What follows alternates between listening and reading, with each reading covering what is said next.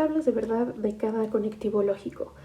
Bien, sabemos que los conectivos lógicos son los símbolos que representan a las operaciones lógicas, a estos procesos de razonamiento de nuestro pensamiento.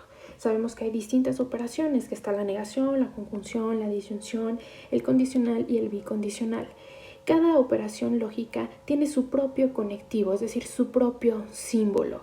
Y en este video vamos a aprender por qué las tablas de verdad tienen distintas posibilidades de verdad y de falsedad dependiendo de la operación lógica que estemos realizando. Es decir, no es la misma posibilidad de verdad para la conjunción que para el condicional. Es diferente y vamos a saber ahora por qué. No es porque un lógico haya dicho la teoría es así y así se hacen y punto, sino que tienen un sentido, una razón de ser, y vamos a aprender cuál es ese sentido. Primero vamos a ver el primer conectivo lógico, que es la negación.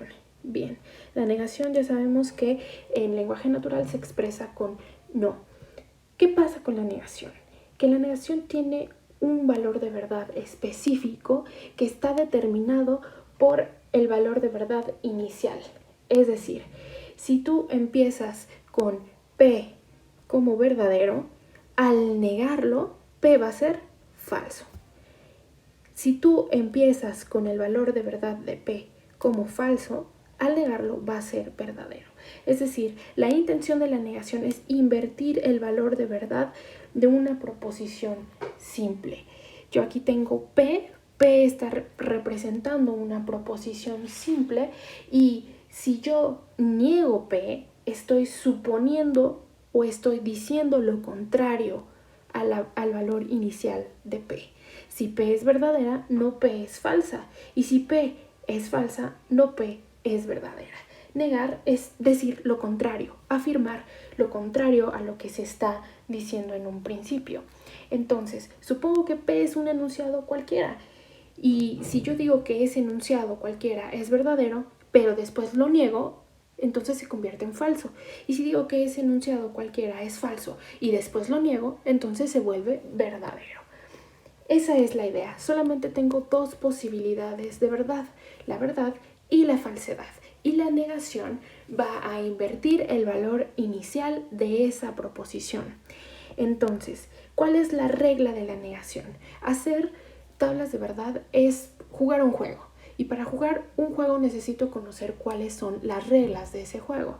Entonces, tengo que conocer cuál es la regla que opera en la negación. Y la regla dice, la negación invierte, cambia el valor de verdad de una proposición dada. Si P es falsa, al negarla va a ser verdadera y a la inversa. Ojo, aquí es importante escribir bien el lenguaje formal de la lógica proposicional. Siempre la negación va a escribirse antes de la proposición a la que está afectando. Si yo, por ejemplo, digo, pues quiero negar a P y escribo así la negación, eso es incorrecto. ¿Por qué? Porque la negación siempre va a afectar a lo que venga después. Se dice que la negación es una operación lógica monádica, es decir, que afecta solo a una parte. ¿Y cómo voy a saber a qué parte está afectando? A la parte que viene inmediatamente después de la negación, ¿de acuerdo? Bien, entonces vamos a ver los siguientes ejemplos. Ejemplo 1. El lenguaje natural dice, no está lloviendo. Eso es lo que se está diciendo. Estoy diciendo que no está lloviendo, estoy diciendo que P es falso, podríamos decirlo así. ¿Y qué hago para escribirlo en lenguaje proposicional? Pues primero saco el valor de P, ¿no? P vale está lloviendo. Y respeto su negación y entonces escribo no P. Y ya estoy expresando en lenguaje proposicional esta oración, este enunciado. Bien, siguiente ejemplo. Yo no soy alumno de bachillerato. ¿Qué hago? Bueno, pues saco primero el valor de P, ¿no? ¿Qué vale P? Vale, yo soy alumno de bachillerato. Respeto el no y escribo no P. Y ya dije en lenguaje proposicional, en lenguaje simbólico, la expresión en lenguaje natural. Ya lo traduje. Bien, vámonos a el siguiente conectivo lógico, la conjunción. Sabemos que la conjunción se designa con el lenguaje natural con la palabra y, ¿no? Entonces, vamos aquí a tener dos enunciados, dos proposiciones simples, ¿ok? Aquí, a partir de aquí, ya los conectivos lógicos ya no van a ser monádicos, sino van a ser diádicos, es decir, van a hablar de dos proposiciones, ¿no? Recordamos que una proposición molecular está siendo unida o se conforma de dos proposiciones simples que se unen por estos conectivos lógicos, a excepción de la negación. La negación es el único que afecta nada más a una sola proposición, ¿de acuerdo? Y todos los demás que vamos a ver a continuación tienen dos proposiciones simples, ¿de acuerdo? Entonces, cada proposición simple se va a denominar conjunto. P es un conjunto y Q es otro conjunto, ¿de acuerdo? Entonces, hago mis tablas, establezco en un principio esta primera parte, es decir, delimito cuántos valores de probabilidad tengo para la verdad y cuántos tengo para la falsedad, ¿de acuerdo? Entonces, establezco ya mis valores, yo sé que tengo dos proposiciones, 2 a la 2 es 4, 4 valores de verdad, ¿no? 2 verdaderos, 2 falsos, y siempre en mi última proposición me va a quedar un verdadero, un falso, un verdadero, un falso. Y ahora procedo a resolver cuáles son las probabilidades de que en esta conjunción sea verdadera o sea falsa. Entonces, ahora sí, veo cuáles son las posibilidades que tengo. Pueden ser que las dos proposiciones sean verdaderas, como es el primer renglón, que las dos sean falsas, como es el último renglón, o que sea una y una, verdadera, falsa o falsa y verdadera. Esas son mis posibilidades, ¿no? Entonces, ¿qué hago ahora? Veo cuál es la regla de la conjunción. ¿Cuál es? Bien, dice regla. El valor de verdad de la conjunción depende de que todas las proposiciones simples sean verdaderas. El único caso en el que la conjunción va a ser falsa es cuando al menos una de sus proposiciones sea falsa. ¿Ok? Es decir, esta es la regla de la conjunción. Solamente va a ser verdadera cuando ambas se cumplan, que es el caso del primer renglón. Si P se cumple, es decir, si P es verdadero y Q es verdadero, entonces la conjunción va a ser verdadera. En todos los demás casos va a ser falsa. ¿Por qué? Vamos a ver el siguiente ejemplo. Dice, hoy es miércoles y tengo tarea. ¿Qué hago primero? Pues designo el valor que va a tener cada conjunto en el lenguaje natural, ¿no?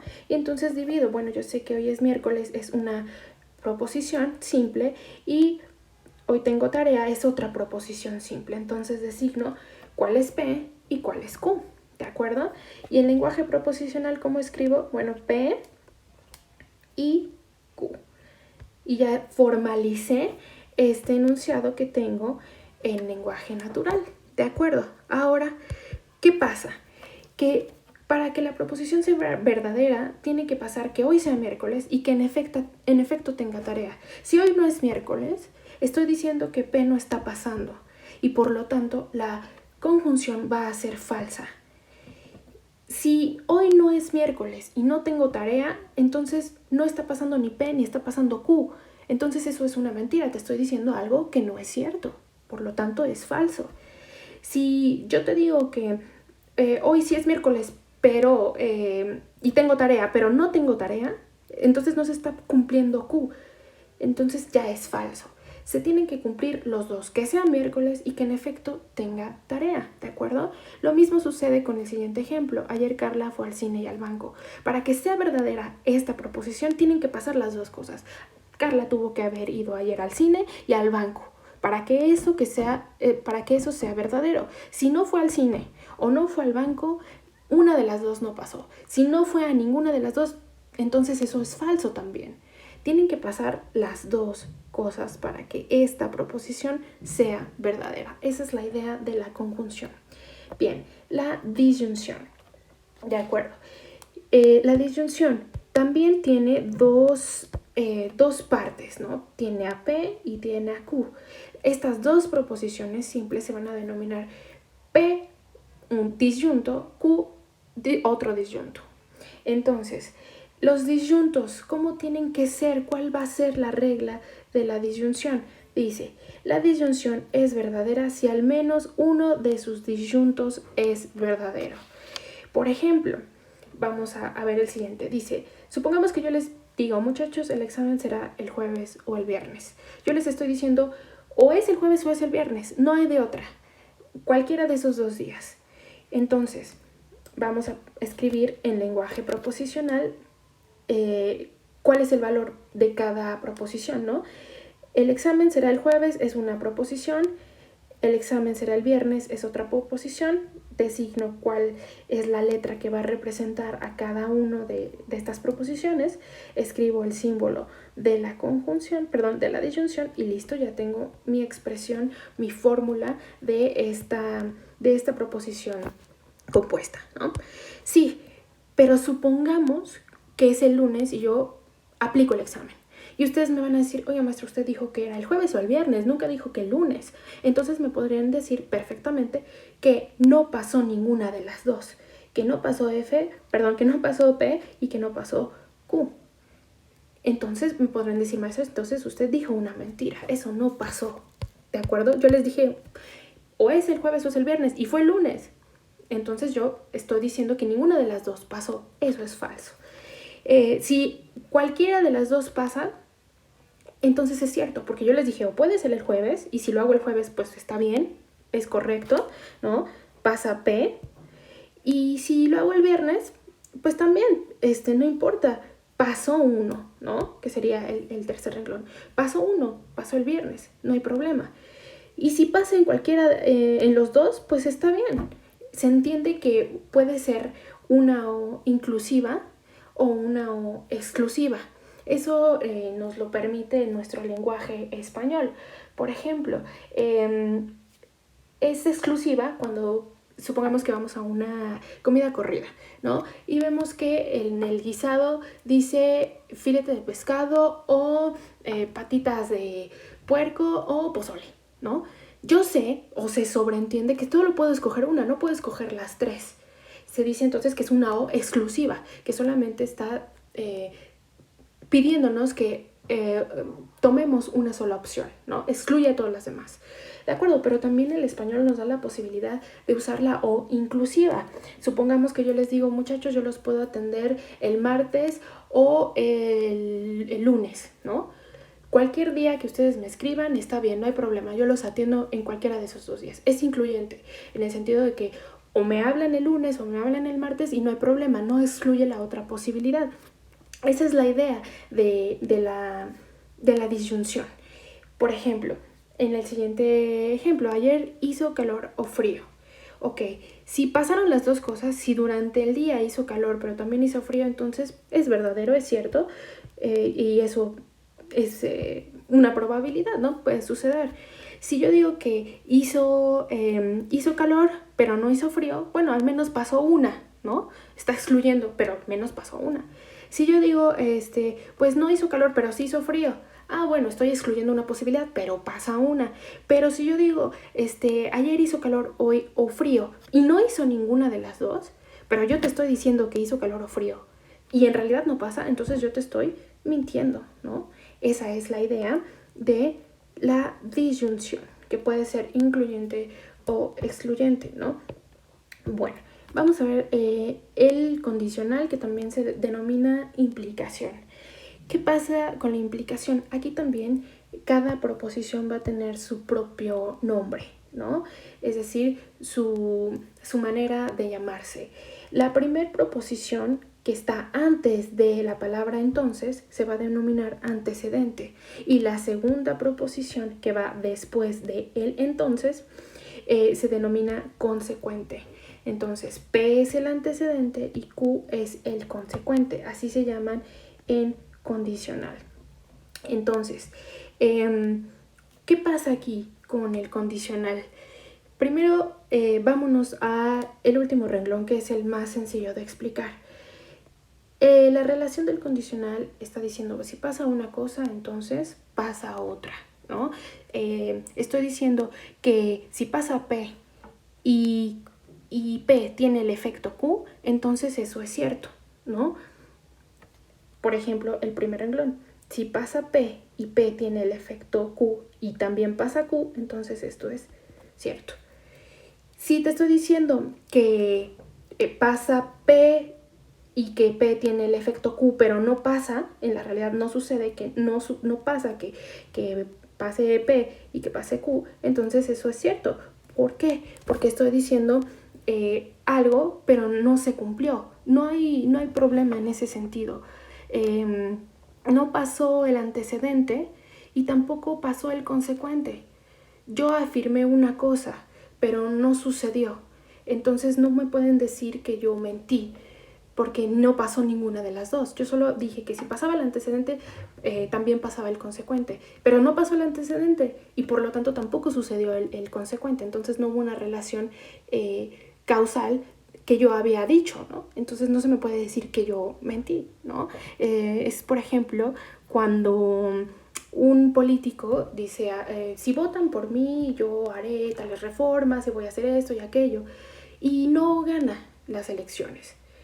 No pasa P, no pasa Q, no podríamos decirle que mintió, porque no pasó ninguna de las dos cosas. Él dijo todo, pero no podremos decirle, oye, tú mentiste, porque no tuvo la oportunidad de tener ese cargo. Entonces diremos, no pasó ni el antecedente ni el consecuente. Y eso no quiere decir que nos haya mentido. Esa es la idea, ¿no? El segundo renglón, por ejemplo, si yo digo que pasa A, pero no pasa Q, yo estoy diciendo que ese efecto, esa relación causal tiene que suceder. Pero si no pasa Q, entonces yo estoy diciendo una mentira. Y eso es el único caso en que el condicional es falso. Entonces, vamos a ver el siguiente ejemplo. Dice, si estudio lógica, entonces soy estudiante de bachillerato. Quiere decir que tiene que pasar una para que suceda la otra, que tiene esa relación, ¿no? Entonces, vamos a escribir P condicional Q, ¿no? Esa sería su fórmula lógica. Y ya, ahí ya lo expresamos. Estoy diciendo que tiene que pasar que sea estudiante de lógica y que sea estudiante de bachillerato, ¿ok? ¿Qué pasa si, por ejemplo, yo no estudio lógica, ¿no? Que sería el tercer caso? No estudio lógica, pero sí soy estudiante de bachillerato. Es decir, no pasa el antecedente, pero pasa el consecuente. Yo no podré decir que mentí. Quizás en este momento aún no veo lógica, pero sí soy estudiante de bachillerato. No está pasando A, pero sí está pasando Q. No podremos decir que eso fue una mentira, ¿no? Siguiente ejemplo dice, si hoy llueve, entonces te llevo al cine. Vamos a designar, ¿no? Hoy llueve es P, te llevo al cine es Q. Le escribimos la fórmula lógica y ya tenemos la representación en lenguaje formal de ese enunciado. Ok, ¿qué pasa si no llueve?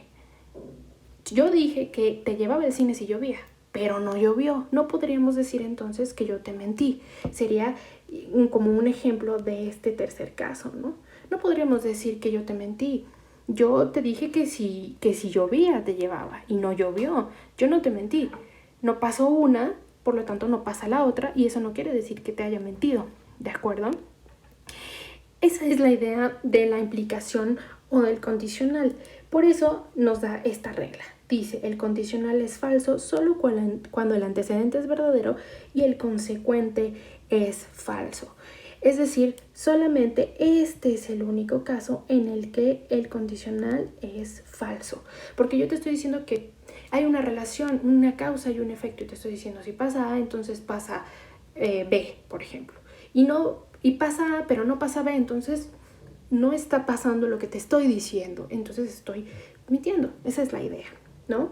Entonces, si el antecedente se cumple, el consecuente también, pero no sucede al revés. Si el consecuente se cumple, no se puede inferir que el antecedente también. Bien, vamos a el siguiente, que es la última operación lógica, que es el bicondicional o doble implicación, que en lenguaje natural se expresa con sí y solo sí. Aquí también vamos a tener esta distinción entre ambas proposiciones. P se va a llamar antecedente y Q se va a llamar consecuente. La primera proposición antes del sí y solo sí es el antecedente, la segunda proposición después del sí y solo sí es el consecuente. ¿De acuerdo? Entonces, ¿cuál es la idea en el bicondicional? La idea es que cada vez que pasa una cosa, pasa la otra. Hay una necesidad de que sucedan las dos cosas al mismo tiempo para que sea verdadero, o que no suceda ninguna de las dos para que sea verdadero. La regla es que es verdadera cuando ambas proposiciones son verdaderas o ambas proposiciones son falsas. Estoy diciendo que tiene que pasar una cosa y tiene que pasar la otra para que se dé esa acción. Si no pasa una, entonces ya no se da la acción. Tienen que suceder las dos. Vamos a ver el siguiente ejemplo. Dice, ingresaré a la universidad si y solo si tengo promedio de 8. ¿Qué vale P? Ingresaré a la universidad. ¿Qué vale Q? Promedio de 8. Escribo mi conectiva lógica y ya tengo mi fórmula, ¿no? Mi formalización. ¿De acuerdo? Entonces yo estoy diciendo que para ingresar a la universidad tengo que tener promedio de 8. Y estoy diciendo también al revés, que si tengo promedio de 8, entonces ingresaré a la universidad. Tienen que pasar las dos cosas. Tiene que pasar que tenga promedio de 8 y tiene que pasar que ingrese a la universidad. Es decir, son una relación que depende una de la otra. Es decir, va en un sentido y va en otro al mismo tiempo. El siguiente ejemplo dice, obtendré mi certificado de bachillerato si solo si acredito todas las asignaturas. ¿Qué vale P? Obtendré mi certificado de bachillerato. ¿Qué vale Q? Acredito todas mis asignaturas. Y ahí está la fórmula lógica, ¿no? Sí. Entonces, ¿qué estoy diciendo? Que no voy a tener mi certificado de bachillerato si no acredito todas las materias.